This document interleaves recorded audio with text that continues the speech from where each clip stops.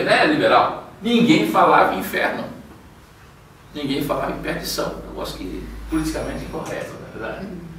Hoje, com todos esses eufemismos, né, em que baixinho é verticalmente prejudicado e tem todas essa maneira de dizer com frases, porque é mais ou menos óbvio. Diz que alguém chegou numa loja, pediu aquele iguaria chamada nega maluca, e o vendedor disse: vou lhe processar. Você tinha que pedir uma afrodescendente com deficiência mental.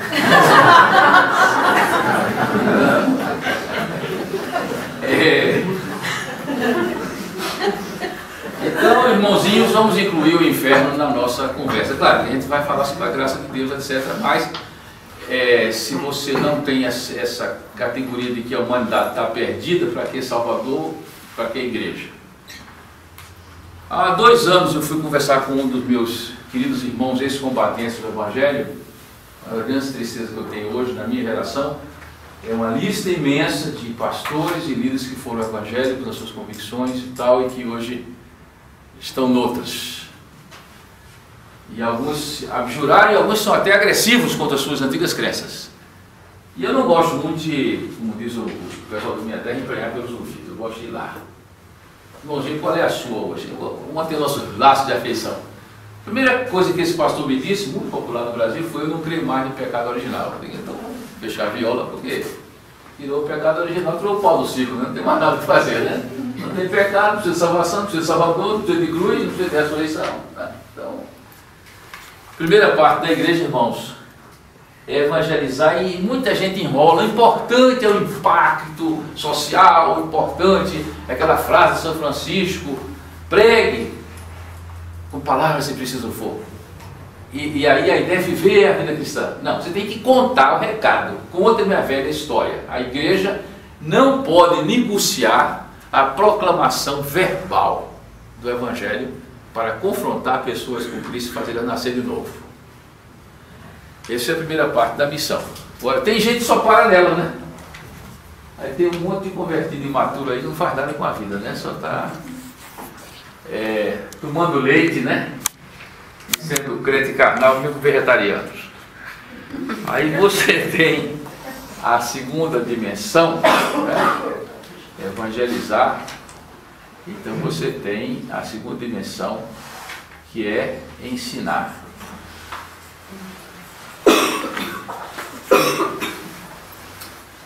Disse a palavra que Jesus ensinava nas sinagogas. O cara se converteu, mas ele não sabe de nada. Ele está com a cabeça cheia da Rede Globo. Está com a cabeça cheia da conversa do botequim da esquina, do salão de beleza, no caso das meninas. Então, nós temos que preencher os vácuos do saber e substituir as deformações do saber com um novo saber. E essa é uma tarefa permanente da igreja, porque uma das fraquezas humanas é a tendência à heresia, ao ensino falso. Não é? E você tem heresias de escritores e até heresias da manipulação da Bíblia, versículo fora do contexto.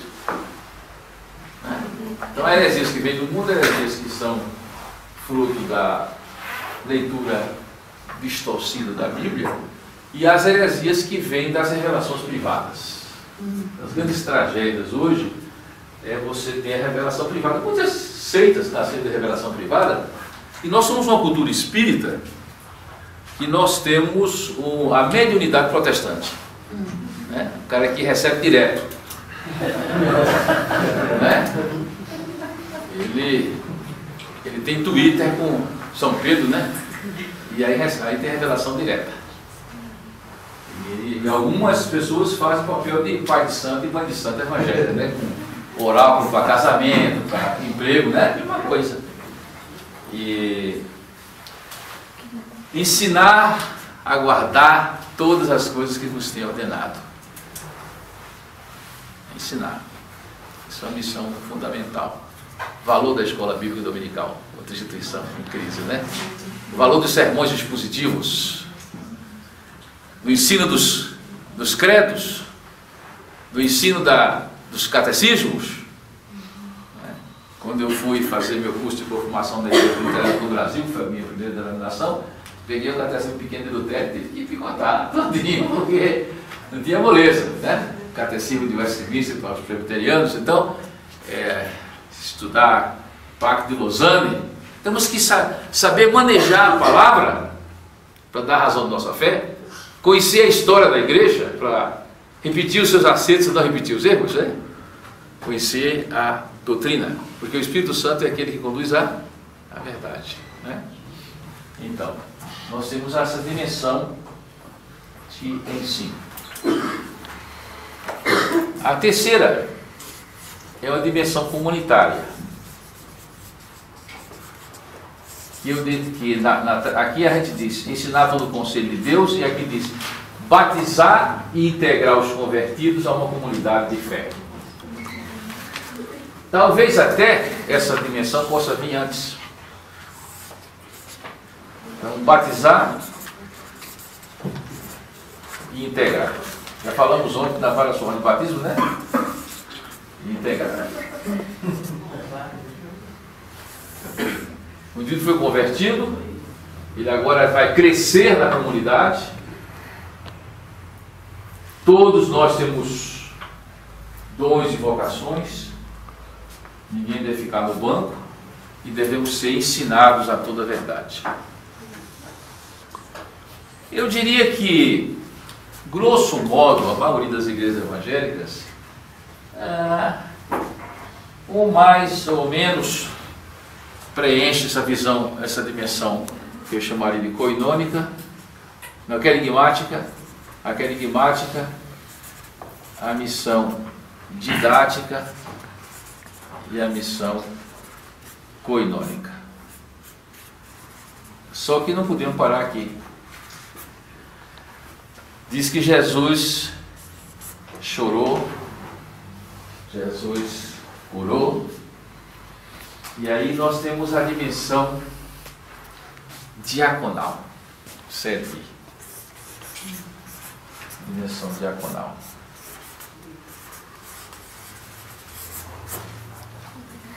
O clube de serviço Lions diz: quem não vive para servir não serve para viver.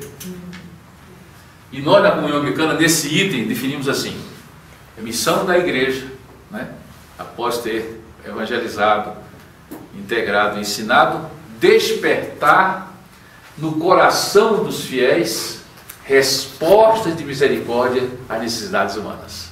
Despertar no coração dos fiéis respostas de misericórdia às necessidades humanas. As necessidades humanas estão aí. Dá de comer quem tem fome, beber quem tem sede, né? Amparar os órfãos e as viúvas. Aqui no Brasil tem um pessoal que já faz 50%, amparar as viúvas. E volta ao orfanato, né? E aí, amparar o estrangeiro, na verdade, o oprimido. A necessidade existe. Agora, o nosso coração está sensível. O que é que diz o profeta? Temos que tirar o coração de pedra e colocar o coração de carne. É aí que está a história. Porque nós, por natureza, somos insensíveis. Né? Uma vez a revista Querigma, eu falei da revista Querigma, eu colaborei em São Paulo, lá com o Vonei, tirou uma foto de um carrão importado lá em São Paulo, ar-condicionado, vidro fumê, um menino pedindo, batendo no vidro, e o vidro com um decalque: sorria, Jesus te ama. É complicado, né?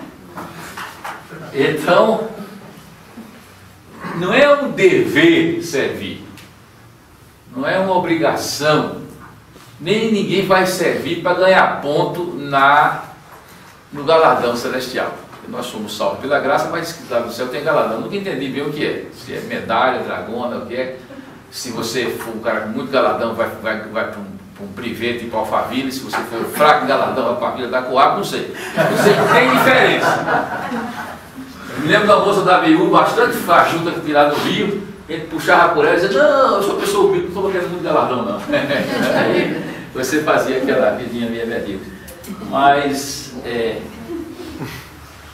o serviço deve ser resultado de uma ação do Espírito Santo que tornou o meu coração sensível. Eu sou capaz de chorar com os que choram e de sorrir com os que sorriem. Então, não precisa ninguém fazer uma escala de serviço, mas você tem uma resposta de sentimentos. É um novo sentimento. E isso resulta em todo o trabalho que vamos falar amanhã sobre a questão da missão diaconal. Agora, a última área, que essa aqui é onde a porca torce o rabo, é a dimensão profética. É chamar os políticos de raposa. Aí é complicado. Nós dizemos na comunhão anglicana esse item é assim: ter um compromisso. Não, essas são duas coisas. Primeiro,